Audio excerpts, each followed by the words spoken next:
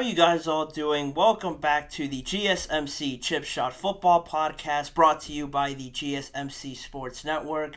I'm your host, Manny Maradiegue, live today on May the 28th with another round of stories to get into on today's episode around the NFL. We're going to be talking some more wide receiver rankings, or actually the first installment of the wide receiver rankings of the GSMC Chip Shot Football Podcast, so we're going to dive into that. Then DeAndre Hopkins said this could potentially be the best wide receiver group he could have ever had in his career. So we're going to analyze that and go through some of the wide receivers he's played with and if I agree with it or not. Plus a piece of news that was announced just about an hour ago. Nico Collins and the Houston Texans agreed to a contract extension.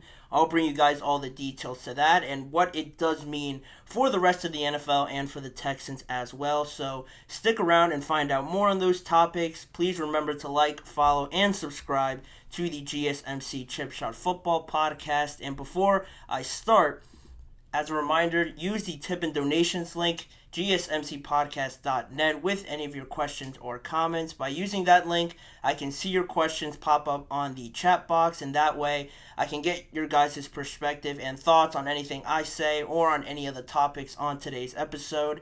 It's a massive help for the show, so again, please use the tip and donations link, gsmcpodcast.net, with any of your questions or comments. But like I said before, we're going to keep going with the rankings, but this time switching it up a little bit and going to the wide receiver groups, again starting from the NFC North, and we're gonna go through each division one by one in each new episode. So the wide receiver groups, a pretty interesting one here with the NFC North. A lot of good young talent that I got a chance to rank on today's episode. So without further ado, I will start with this at the number 4.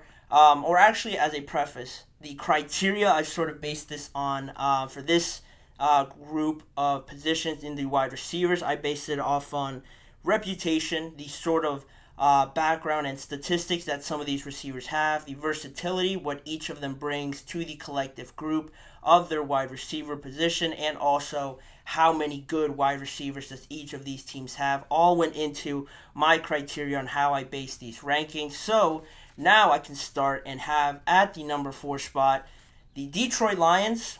Maybe a surprise to some people, considering that they won the NFC North last year and they just paid Amon-Ra St. Brown a lot of money. And he is a great receiver, but at the same time, just based on some of the outlines that I've laid out here before, you have Amon-Ra St. Brown, and then the next good wide receiver I think that has like the most talent and upside would probably be Jameson Williams, who you see there on your screen in the middle. And after that, you go to a tight end, and you have Sam Laporta, who I do know is a great tight end, a great young tight end that really broke out last year for the Detroit Lions and was a huge part to their success. He had a great connection with Jared Goff. So those three, or just really Amon-Ra St. Brown and Sam Laporta, are the biggest ones that contribute to this success. They provide the versatility. They have that reputation a little bit now as being some of the best at their positions. And also with that, you get to Jameson Williams, and I put him on the screen because I think he has the potential to form a big three here with the Detroit Lions, but we really just haven't seen it yet from him. You know, he had the whole gambling situation going on. Then he came back, and he still really hasn't broken into, I think, gaining that trust from the team as of yet. Only really used as a deep ball option. And then other than that, you know, they have some other options at receiver, Khalif Raymond and Donovan Peoples-Jones. But in terms of just these two, they have two really good options and maybe a third that could be on the way. So I have them at number 4 for that reason. And also just the biggest factor in all this is I think that they're more of a run-based team. I think a lot of their success is based off getting that run game going. So based off of that and then having two very good options, I think that's more of their MO and more of their style. They're not really looking to throw it 30, 40 times a game because they just simply don't have the amount of options that they do with having Amon-Ra and Sam Laporta as your main two. I think establishing the run game with Jahmyr Gibbs and David Montgomery serves them better, and they have a great O-line. So that all plays into it, and that's why I have them to start my list at number 4, which means now at number 3, we have the Minnesota Vikings, and also very similar situation with the Detroit Lions. Justin Jefferson, one of the best, if not the best receiver in the entire NFL. TJ Hockenson, as well as Sam Laporta, very good tight end, but he has more of that reputation, more of a consistent resume to put out there and show why he's probably top 3, top 4 tight end in the NFL. And then you have Jordan Addison, who, similar to Jameson Williams, a very young player to complete this big 3, but unlike Jameson Williams, he's put out a pretty impressive debut season.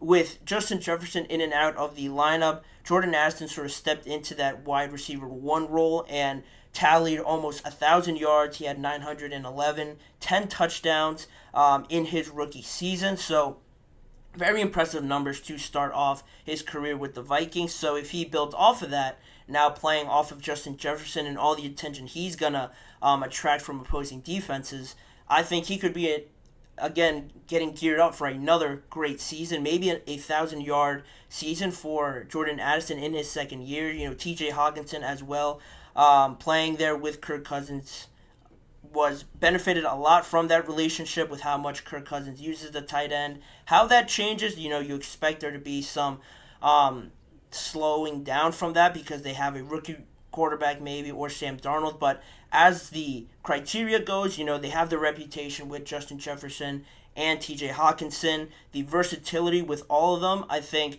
each one of them brings a different aspect to this whole group collective that the Vikings have going for them as well. Then also the amount that they have, that about the same number that the Vikings have, but if you're comparing both of them, I think you would probably take Justin Jefferson over Amon-Ra St. Brown. You'd probably take Jordan Addison over Jameson Williams, and you might take TJ Hockenson over Sam Laporta. So just based off of that and how much, those compared to each other, I think that's why I have them just ahead of the Lions in my rankings. But moving on with the rest of the list, at number 2, the Green Bay Packers.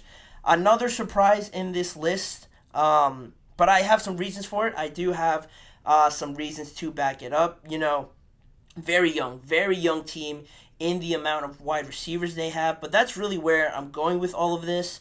I have 3 on the screen: Christian Watson, Jayden Reed, and Romeo Doubs, who I guess are the most well-known, but one guy that a lot of people might not know of would be Dontavion Wicks, who was a rookie last year, and each of these receivers brings a very different aspect to the wide receiver group here. Christian Watson, more of a big body guy. Jayden Reed is used on special teams and brings a lot of speed. Romeo Doubs is a great route runner. You can use him in the slot or outside. And then Dontavion Wicks as well, another lanky guy, can extend the field, go vertical on opposing defenses. So each one of these guys brings a little bit something different to the table, and it's hard to establish a reputation because they are so young, but that's really the only lacking factor in this, because they have more reliable options than any of the 2 that I mentioned before, just based on last year. And each one of these receivers contributed no less than 581 yards. Christian Watson played only 9 games, but he recorded over 400 yards in 2023. So you get the versatility there because there is 4 of them, and that they each can contribute different things to the Green Bay Packers. And still, individually, there's more to prove from each of them. I don't think you would confidently say one of these 4 guys is a clear wide receiver 1, but I don't think they really have to be, based on how the Packers use them, based on how Matt LaFleur runs his team, how they play off of the run, and how they have all these different options. Nobody really gave him a shot last year, and they made it all the way, nearly a play or 2 away from the conference final. So I'm fairly confident in them to just build on this. We're just getting the tip of the iceberg there in Green Bay, and because they have so many options, and not to mention that they're cheap, so they're going to stick around for a lot longer, I think they could certainly build something on here in the years to come and still, be a constant competitor in that division. So that's the number 2 in my rankings, which means number 1, the Chicago Bears. Another, kind of iffy pick, I guess, for some people, but in my mind, I think they're clear number 1, just because They have everything that I've established as the criteria, really. The reputation with Keenan Allen, one of the best in the NFL on his own. DJ Moore really stepping up in these last few seasons to be the number one receiver for the Chicago Bears. So you already have two number ones there. Then you have Rome Odunze coming in as well as a top 10 pick.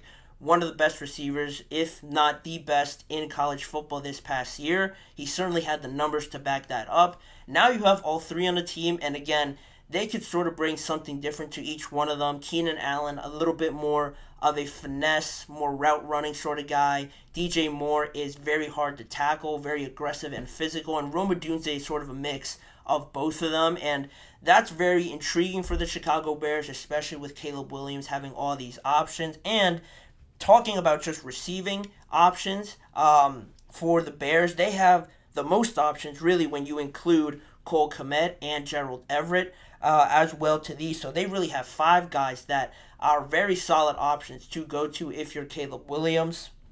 And because of that, Cole Kmet, not really an established guy as of yet, but he is certainly building a good resume for himself coming off of his best year, 90 receptions, 719 yards.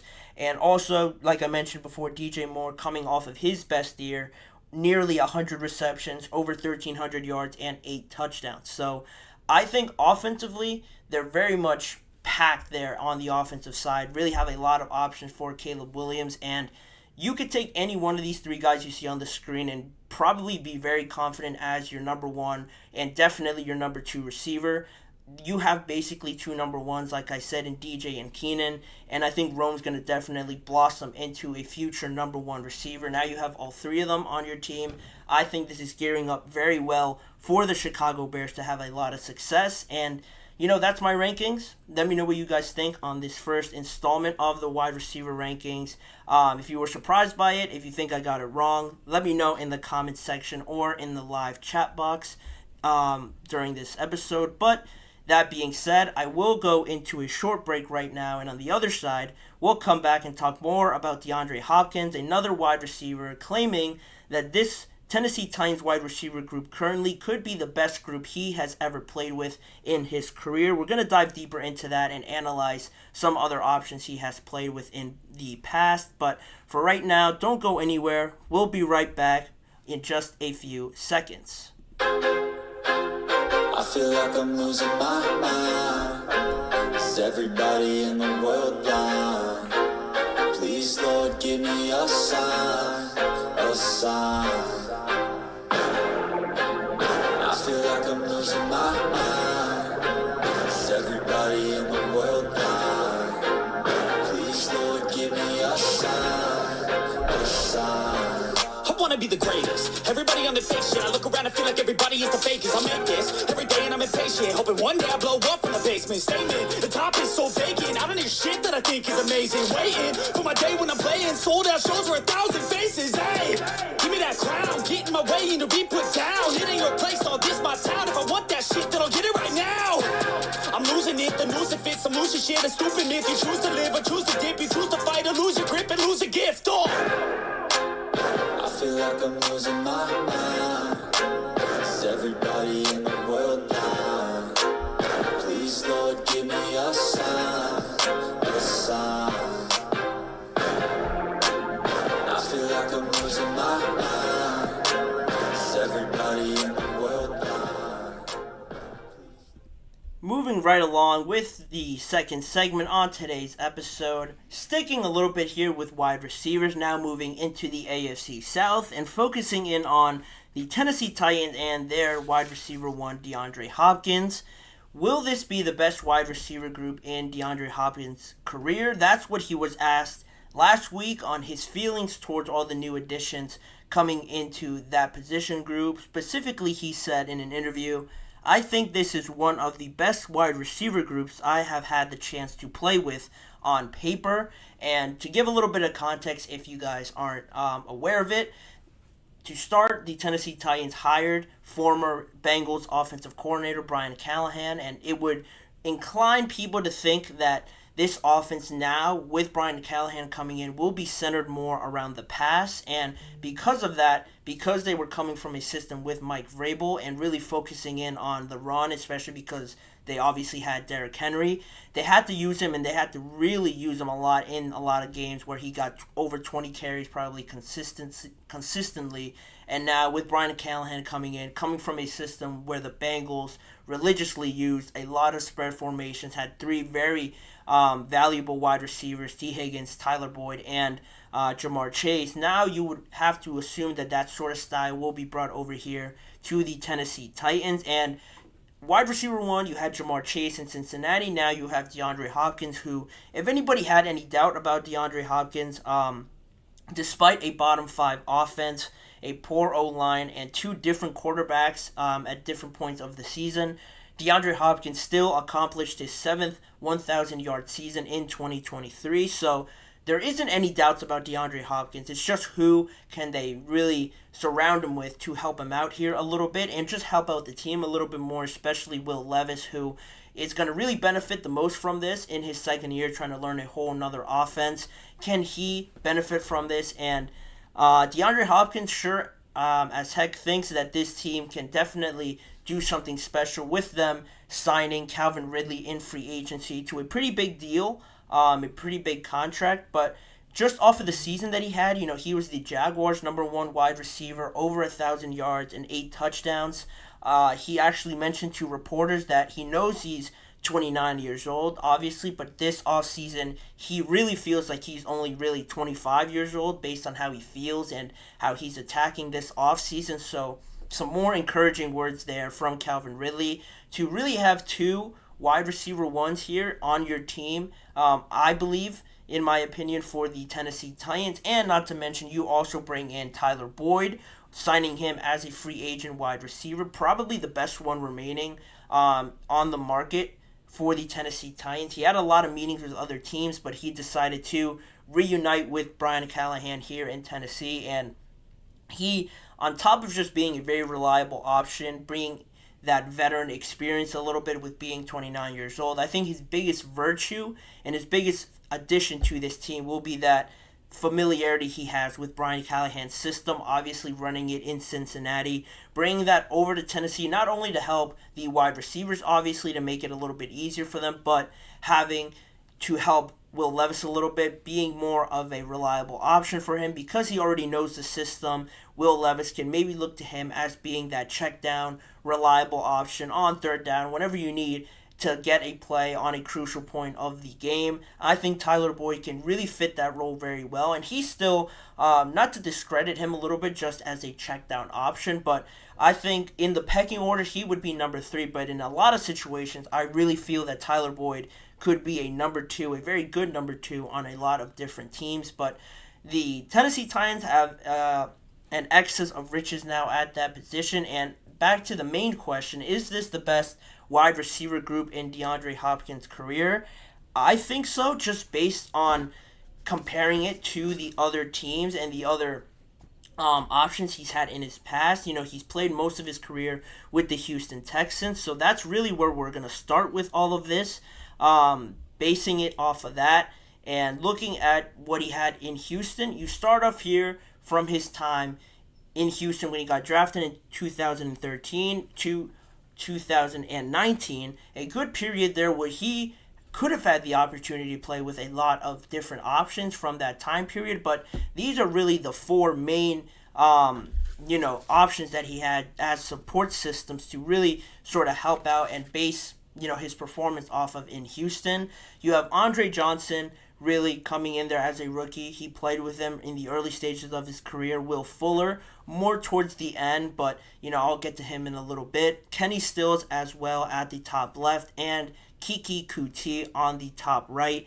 That's really the 4 main options that DeAndre Hopkins really played with during his time in Houston, and it is a credit to that team for getting to the playoffs on a few different instances with the wide receivers that they had. But just there in Houston, as some of the options that he's had, in no time in his career has DeAndre Hopkins ever had another wide receiver to put up 1,000 yards in this time period with the Houston Texans where he spent most of his career, he had no other running mate, other fellow wide receiver to put up 1,000 yards except Andre Johnson in his rookie year all the way back in 2013. That's the only time DeAndre Hopkins ever had another wide receiver put up 1,000 yards that wasn't himself. It's been about 11 years now, 12 years now since that happened. So that's one thing. Andre Johnson and Christian Kirk, who I'll get to in just a little bit, also got the most yards that any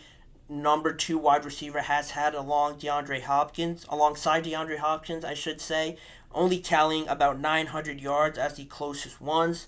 Andre Johnson did it one time in 2014, and Christian Kirk did it one time in his time with the Arizona Cardinals. That's really it. So in 2 other instances, any other wide receiver he's played with has only tallied 900 yards. Then after that, it's only been 800s, 500 yards, 600 yards, and in some instances where you see Will Fuller, he really suffered a lot with injuries during this time, so he wasn't really a reliable option at the crucial point of the season. And with that, the team really suffers, and just based on that, I think looking at the Texans situation, you can't really compare it to that.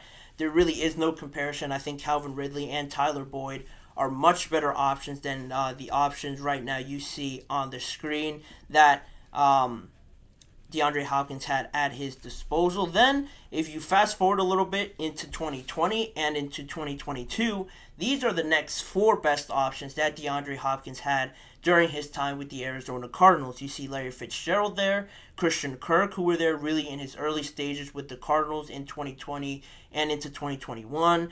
Then you get into A.J. Green in the bottom right there. Spent a little bit of time there, not as long, maybe a season or 2 with the Cardinals in 2021 and 2022. Then you get to Marquise Brown there in his last year with the Arizona Cardinals in 2022. So, again, all right options. Maybe Marquise Brown and Christian Kirk are the better ones for DeAndre Hopkins there in his time in Arizona. But A.J. Green and Larry Fitzgerald, where they were in their career, you could say they were just past their prime, so they really couldn't contribute as much to the team and to help out DeAndre Hopkins, to take away some of the attention that always seems to be on him at that point in his career. And Christian Kirk and Marquise Brown also, I just think, weren't really ready yet to step into that role. You see Christian Kirk now, and I think he's a very solid number 2, a very established number 2 that could get close to 1,000 yards, maybe even a little bit over. But again, at that time, I just feel like he was too young. And same thing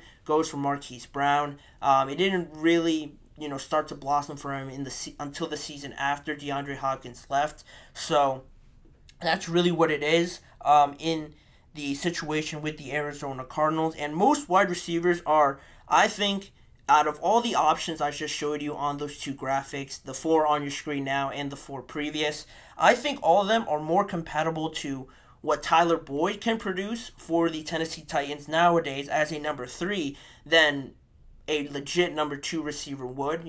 That's just I think what the facts say based on where these guys were in their careers and the production they produced. I think that aligns more with what you'd expect Tyler Boyd to produce this year as a number 3 than somebody who could go in there and really challenge opposing defenses to attract some of the attention away from DeAndre Hopkins. And most teams, again, talking about Calvin Ridley, would love Calvin Ridley as a number 2 option if they had the luxury of that, let alone a number 1 option. There's a lot of teams that, like the Jaguars and a few others, would have Calvin Ridley as a wide receiver 1, but on this team in Tennessee, he is the number 2, and that just shows, I think, the options that the Tennessee Titans have. And again, if you couldn't tell already, I think this is for sure the best team or the best wide receiver group, I should say, that DeAndre Hopkins has had at his disposal. And because of that, you get into thinking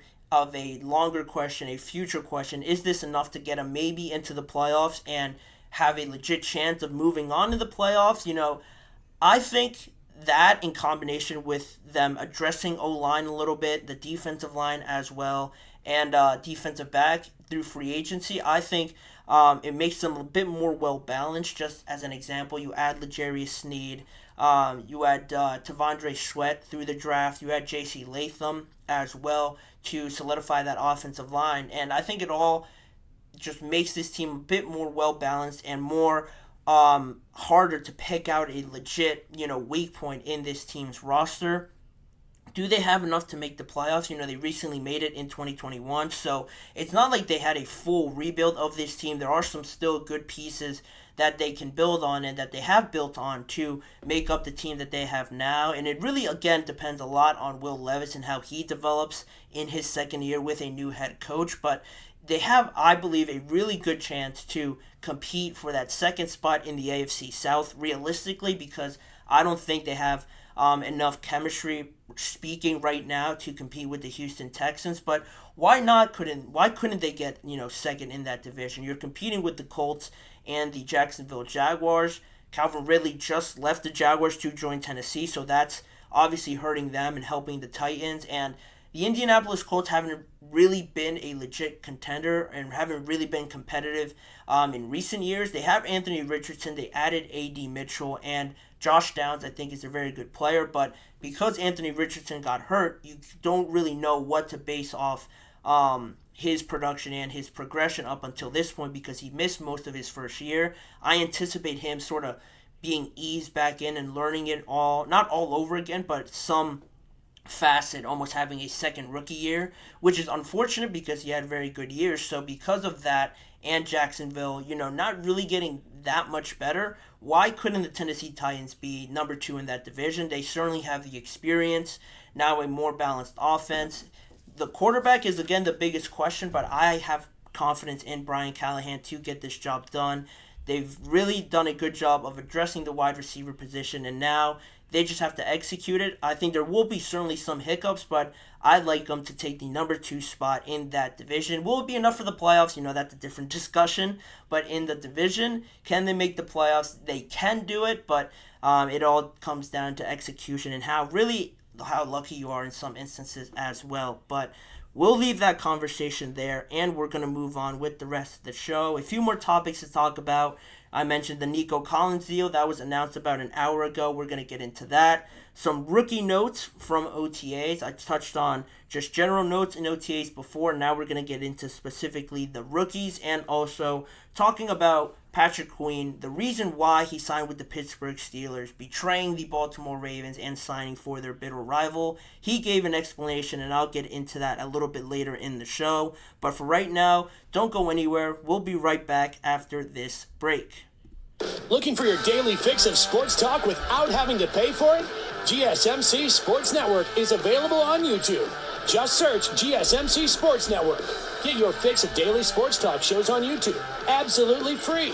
NFL, college football, NBA, MLB, MMA, UFC, fantasy football, and so much more. GSMC Sports Network has shows running all day long, with new sports shows starting every 2 hours. Just like on your favorite cable sports channel, except GSMC Sports Network is absolutely free. Just search GSMC Sports Network on YouTube to catch one of your new favorite shows, like the GSMC College Football Podcast, Chip Shot Football Podcast, Hoops and Heels Women's Sports Podcast, GSMC Basketball Podcast, and so many more. Check it out for yourself. GSMC Sports Network, now available on YouTube absolutely free. Search GSMC Sports Network on YouTube right now. Welcome back to the GSMC Chip Shot Football Podcast, and now moving into our next segment, a really recent announcement in that the Houston Texans and wide receiver Nico Collins agreed to a contract extension, again announced about a little bit over an hour ago now. The Texans and Nico Collins agreed to a 3-year, $72.5 or $0.75 million contract with $52 million guaranteed. ESPN's Adam Schefter also reported that this deal could reach up to $75 million if Nico Collins reaches some certain benchmarks in the deal. But overall, another wide receiver gets a long-term extension now. Nico Collins joins Amon-Ra St. Brown, A.J. Brown, Devontae Smith, and even Mike Evans with new deals this offseason. Not an extension for Mike Evans. I do know that, but it is a new deal, signing as a free agent to stay with the Tampa Bay Buccaneers. But this is a pretty significant deal for Nico Collins and obviously the Houston Texans because they got the deal done this offseason. That's the biggest thing. The timing of all of this, you keep it in the price range of that $32 million, limit that A.J. Brown has as the highest paid wide receiver. And why that's so important, why it's obvious that it is more beneficial for these teams to get these deals over the line sooner rather than later is because now you have I would say $7 to $5 million window where you can sort of navigate through and try and negotiate with a wide receiver.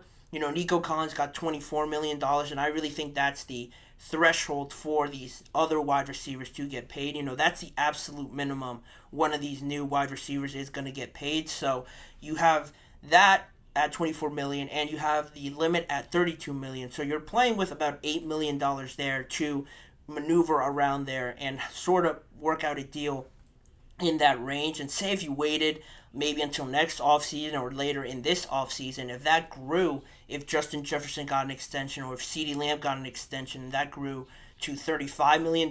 Now you have a wider range of, possible deals that could be worked out for your wide receiver. So that could obviously hinder you paying a little bit more than you would have if you would have done it earlier. So the Texans really just got that done in front of a lot of teams that still need to work out deals for their wide receivers. And Collins, more specifically into him and his playing out there on the field. He was going to play on the final year of his rookie contract this year. No fifth-year option for him because he was drafted in the third round in 2021.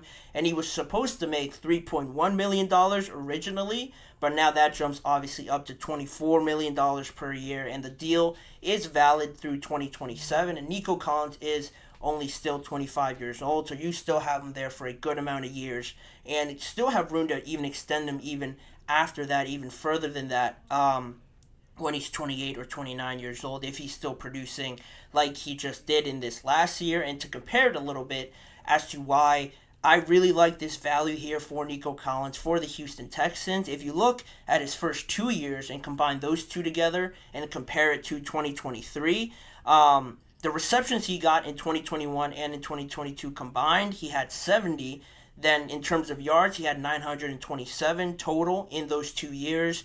Only 3 touchdowns in his first and second year combined, and also a total of 126 targets also in those first 2 years. And now you look at last season and this whole breakout season, not just for him, but for the entire Houston Texans team. In terms of receptions, he had 80 receptions just last year compared to those 70 that he had in his first 2. He tallied almost 1,300 yards. He had 1,297 total in yards, and also he tallied 8 touchdowns as well on 109 receptions. A big jump there in most of those stats other than targets. Clearly the best year he's had, and he established himself as C.J. Stroud's favorite target and that go-to guy, especially after Tank Dell got hurt. I think not only did they have to adjust, but I think Nico Collins and the Texans and head coach DeMeco Ryans did a good job of finding a way to still target Nico Collins and getting him open, scheming him open, and still getting him to produce. They got all the way to the AFC divisional round, so it all worked out very well for Nico Collins to earn himself this deal. And not only did C.J. Stroud help him break out and have this season because he was there for 2 years before that and it didn't really click with the quarterbacks that they had on their roster. Now C.J. comes in and his talent and his ability helps Nico Collins achieve his ceiling and really show everyone his true potential. It also works the other way around. I think Nico helped out C.J. Stroud as much as C.J. helped out Nico. It was a big reason why C.J. won the Offensive Rookie of the Year last year and why he had crazy stats and one of the best rookie seasons for a quarterback in NFL history. And not to mention those two combined with the season you get out of Tank Dell, the superstars you found on defense. It helped the Texans to win the AFC South Division title and also make their first playoff appearance since 2019. And the scary part is that they're only really, just getting started with this, and it's really important that I think is that Nico Collins now is locked down. You have Tank Dell obviously locked down to his rookie contract. You extended Dalton Schultz as well this free agency, and you signed Stephon Diggs. So your main pieces on offense, and Joe Mixon is also signed still until 2026. So you have Joe Mixon, Nico, Tank Dell, and Dalton Schultz, your real main pieces signed for the foreseeable future. And you have Stephon Diggs, who is obviously a massive addition to this team to serve as that veteran and obviously still produce great numbers as a wide receiver one, still in the National Football League. But the only difference with him is he is on sort of a one-year deal. If he were to stay on this team, the Texans would have to renegotiate with him next offseason. But if it doesn't work out, he has that option to just move on. So I think it's going to work out. I think they're going to work out an extension. But it is very smart by the Houston Texans to make sure they lock down their young players that they drafted and that they scouted out and established as their main guys on their roster. Now, if Stephon Diggs goes, you still keep the main guys that you drafted and got to know through all this process. So that's the biggest thing. And just into some more points here on this deal. It doesn't reset the market, obviously. I don't think anybody was ever going to expect that. But I love this price for Nico Collins because it just shows the benefit of getting this deal done early. Like I mentioned before, you have a smaller window to really mess around with compared to if you waited a little bit longer. Now that window grows and you have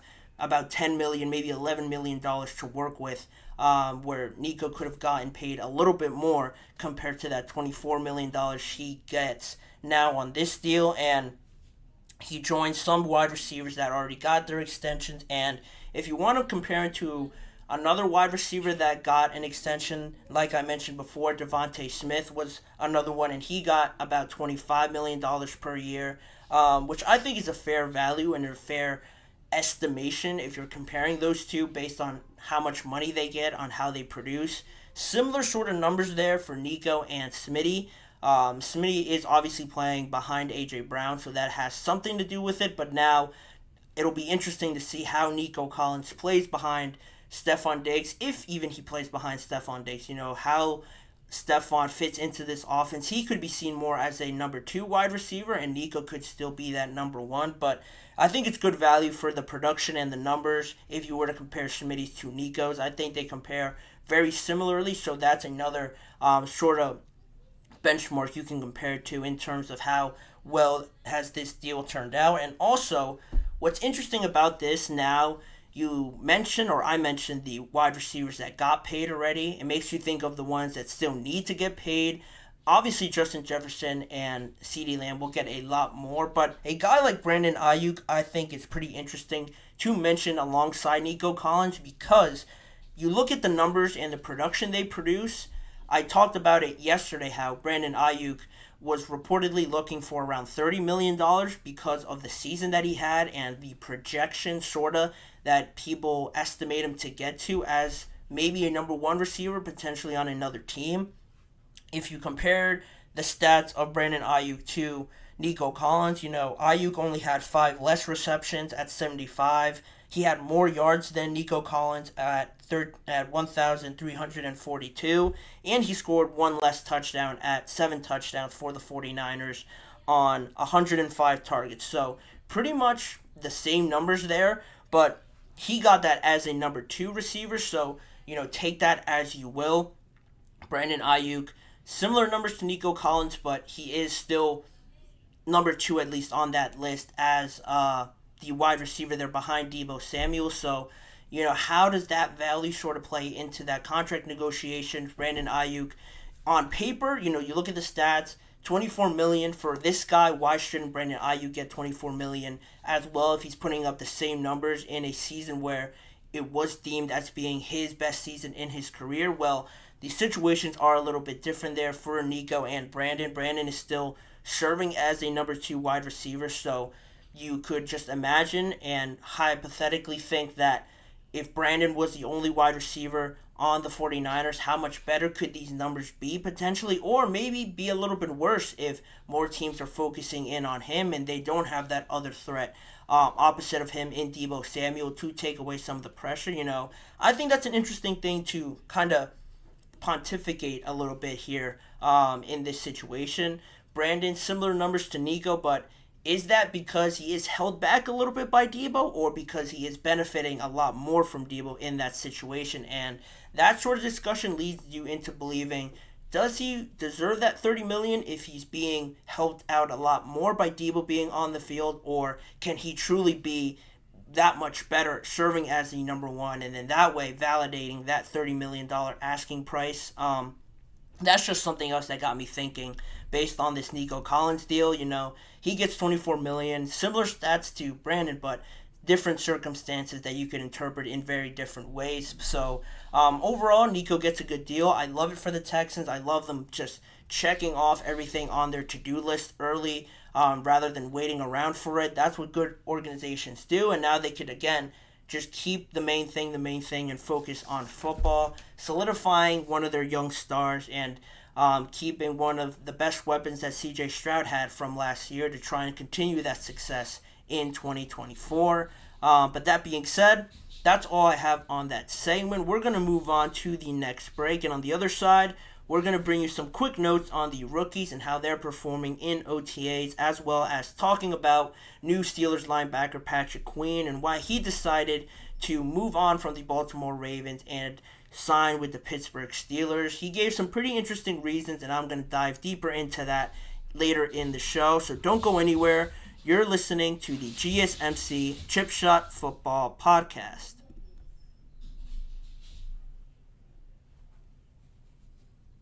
For the best and latest podcasts available anywhere, go to the podcast app on your cell phone and type in GSMC to access free content-rich podcasts on health and wellness, book reviews, sports, entertainment, relationships, social media, movies, technology, finance, and even weird news. Subscribe and download the GSMC Podcast Network's family of shows, available everywhere podcasts are found.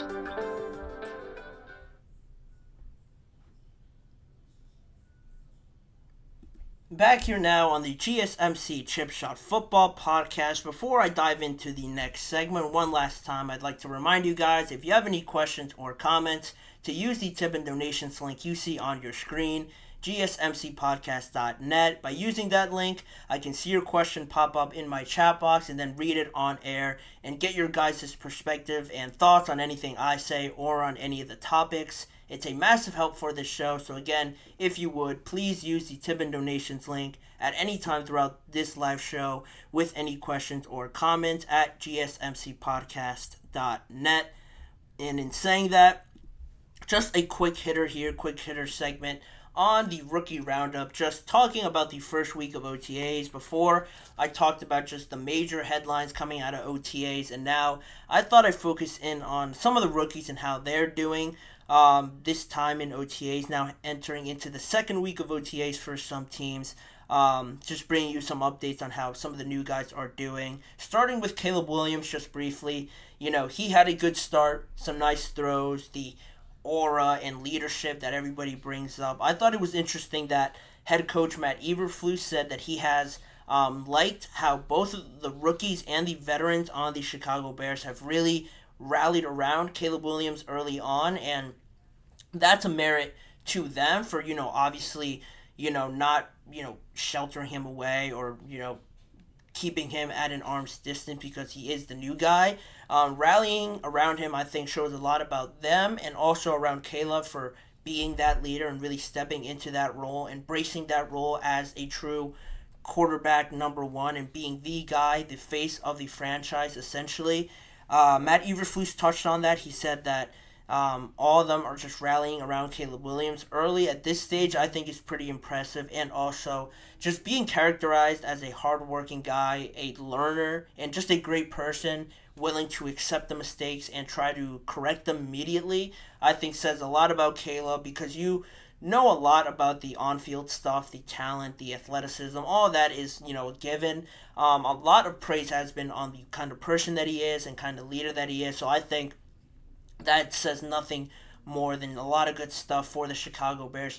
If he keeps it up and keeps performing, this is just a great match for them heading into 2024. And then you look at the number 2 overall pick in this year's draft, now talking about Caleb Williams. Similarly, being praised by his team now. A lot of praise for his off-the-field actions. Jonathan Allen, it was kind of funny that he mentioned Jaden Daniels and talking about him and getting his first impression on him. He mentioned how he's usually the first guy in the building talking about himself, but Jaden Daniels keeps beating him into being the first one there. And he also said how Jaden's usually one of the last guys to leave because he is studying up on the playbook and just making sure he is really improving a lot and really making the most of his time in the building. So I thought that was impressive for Jaden Daniels. Also, he was praised for his work ethic by other veterans around the NFL and on his team in Zach Ertz and Marcus Mariota.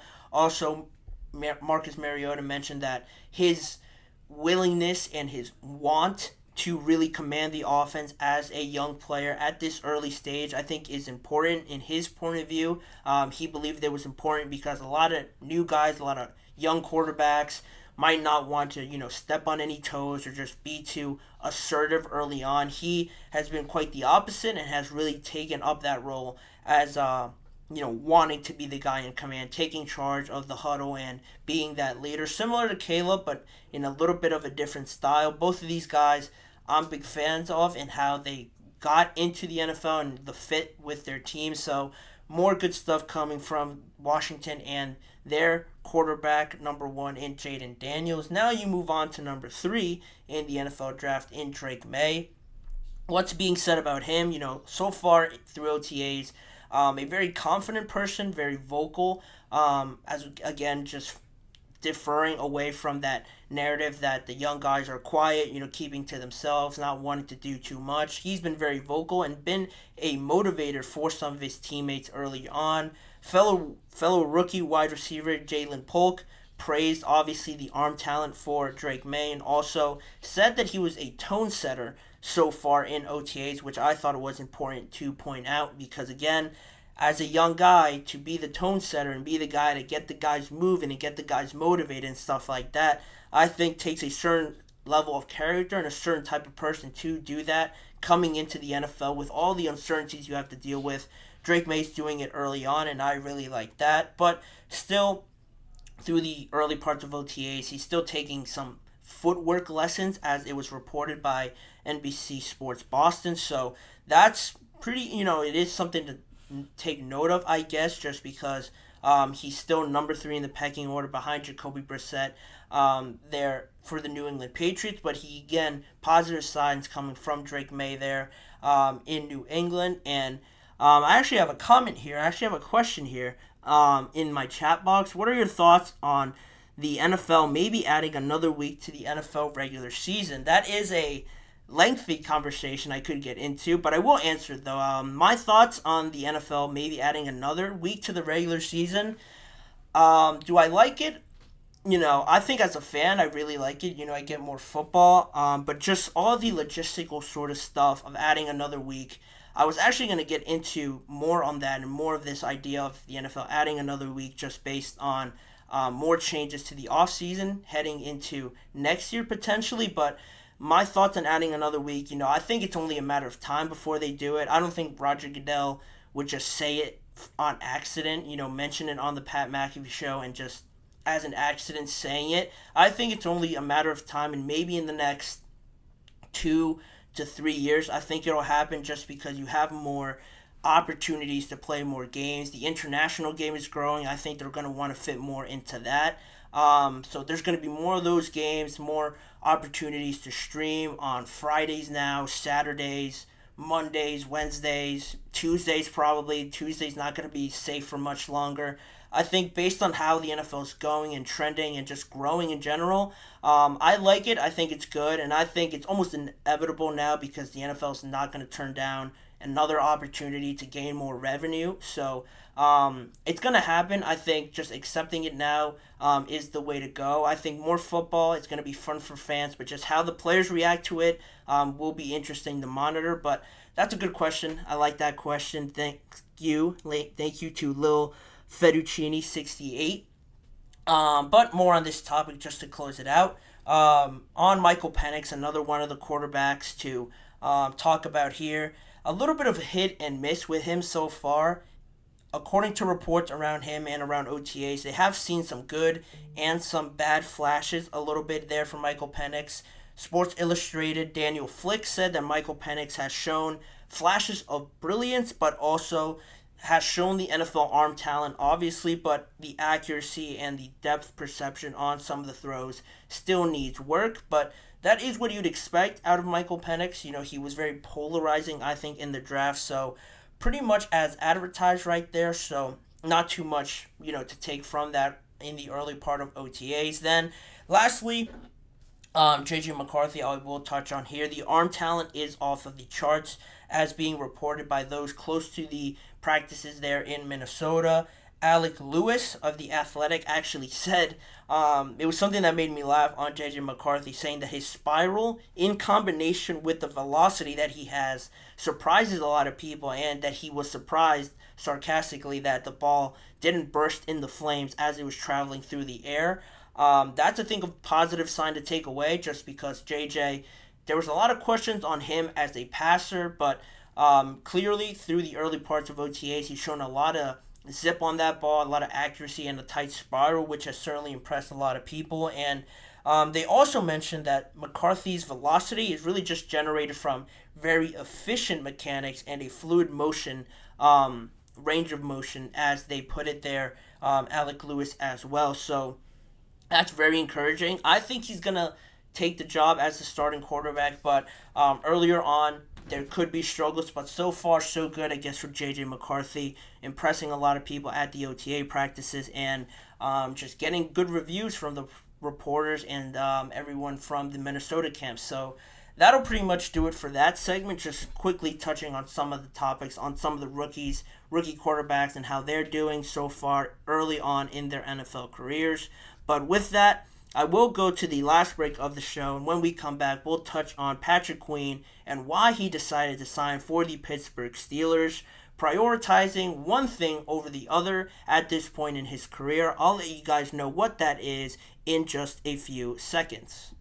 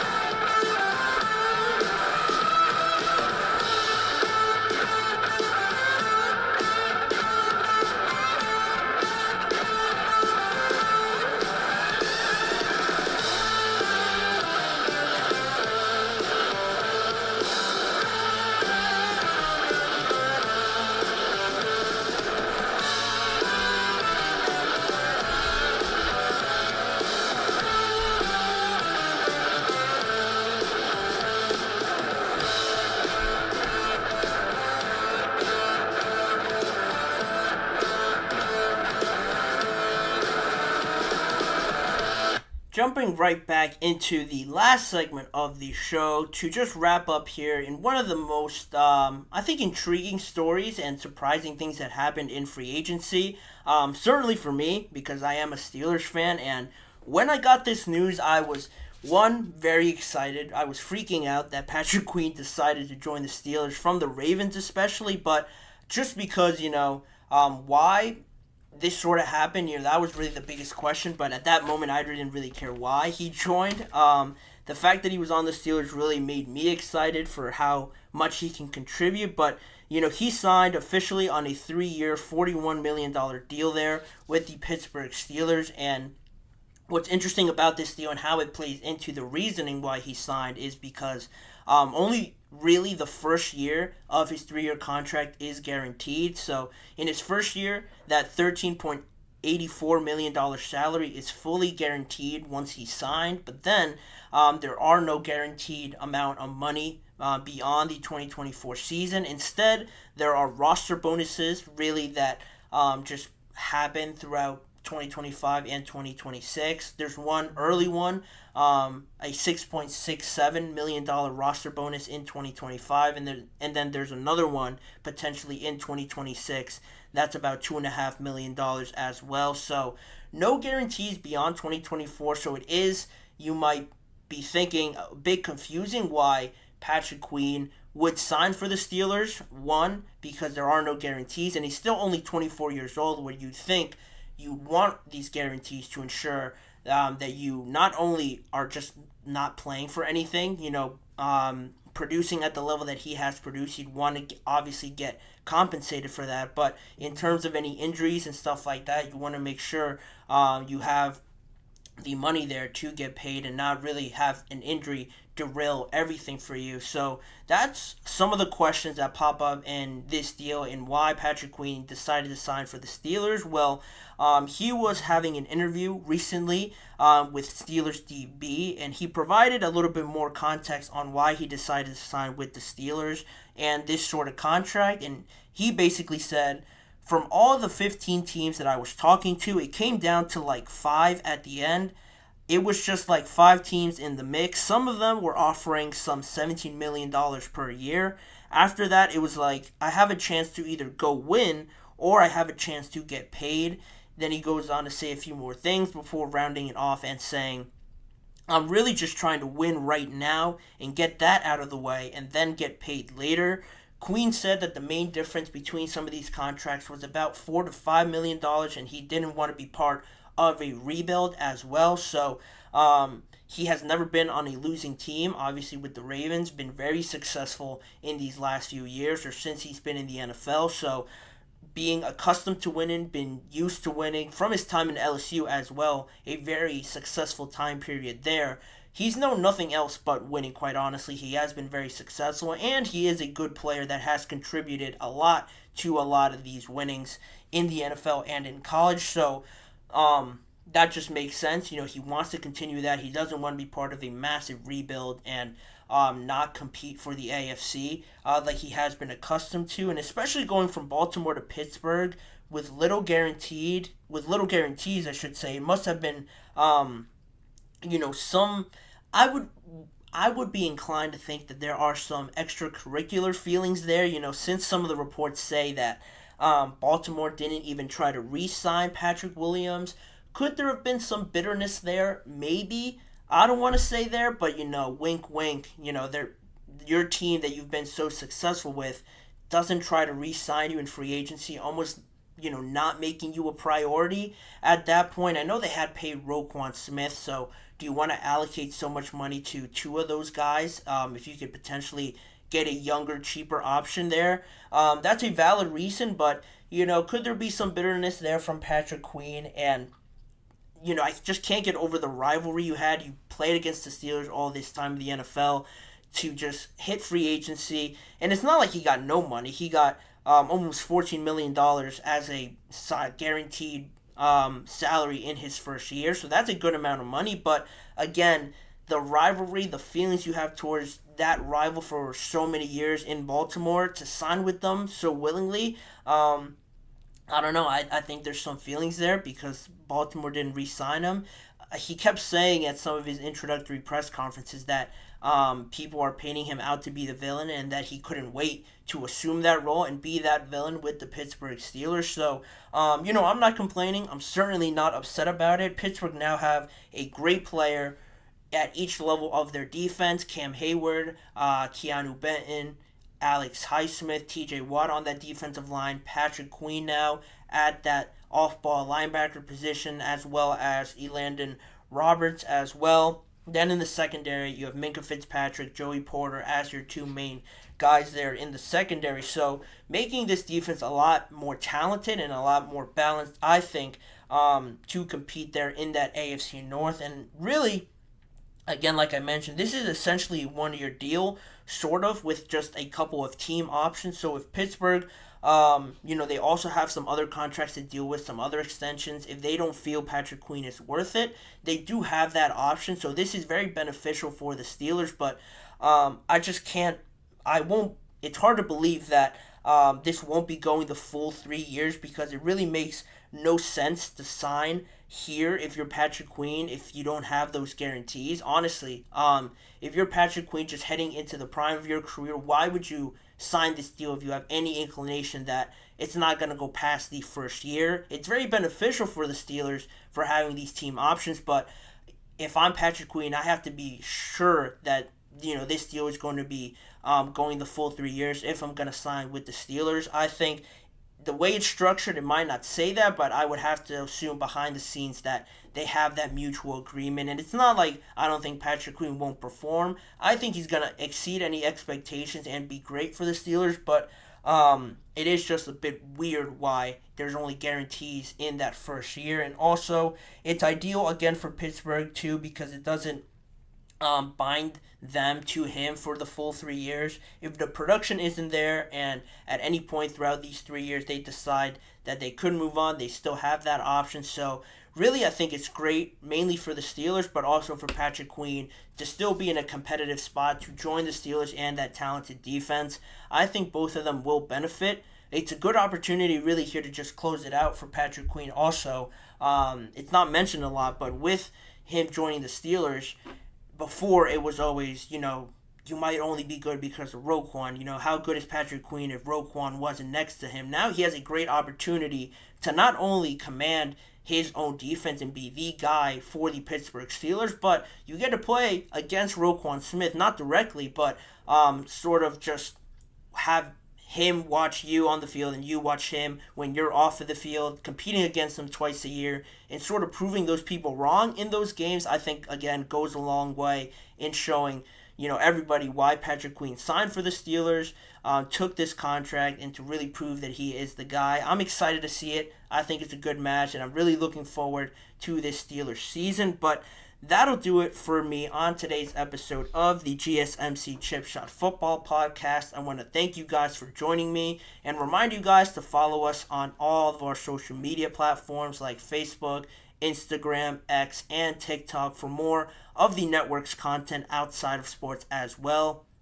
If you want to see more of me and this show, check out the GSMC Chip Shot, or the GSMC Sports Network, and the GSMC Podcast Network on YouTube for YouTube Shorts that are posted daily. All the live full shows are recorded and posted on both channels. And also, if you don't have time to watch all the full shows, there are individual segment videos for you to tune into as well to just catch up on a specific topic.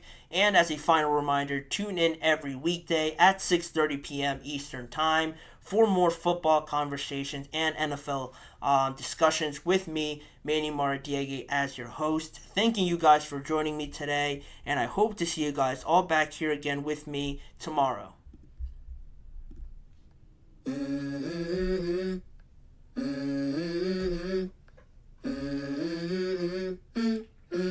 Let's go. I wake up to a little bit of drool on my pillow, feel like it's gonna be a bad day. Yeah, I'm tired of shit, and the coffee ain't hit yet. Damn.